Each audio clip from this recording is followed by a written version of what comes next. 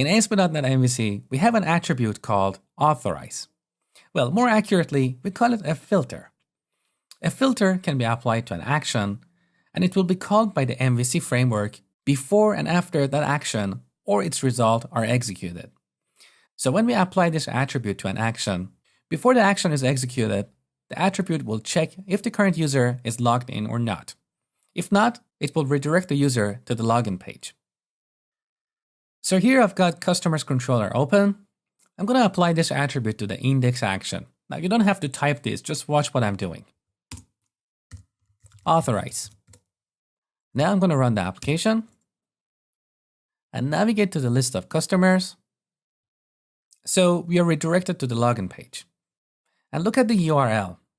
Here we have a query string parameter, return URL, which shows where we will be taken to once we successfully log in. So in this case, %2f is the URL encoded of /. So once we successfully log in here, we'll be redirected to /customers. Now, if I remove this attribute here and apply it on the controller, it will be the same as applying it to all actions in this controller. We can also apply this attribute globally. So it will be applied to all controllers and their actions.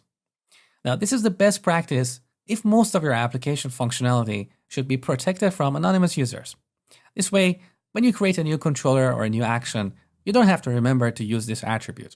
Now, in case of our application, because we're going to protect most of the application from anonymous users, I'm going to apply this attribute or this filter globally. So delete here. Now, let's go to Solution Explorer, app_start, open up filter config. Here we can register global filters. You can see we already have a global filter called handle error attribute. This filter redirects the user to an error page when an action throws an exception. We're going to look at this later in the course. Now I'm going to add this authorize attribute to the filters collection. So filters.add new authorize attribute. Let's run the application. You can see we can't even get to the home page. So this is very restrictive. Now let's say we want to make the home page accessible to anonymous users. So let's go to home controller. We can apply another attribute here, allow anonymous. Again, you can apply it on the controller or one or more of its actions. Let's run the application again. Okay, now the home page is accessible to everyone, but if I go to customers or movies, I have to log in first. Next, I'm going to show you how to restrict movie management operations to store managers.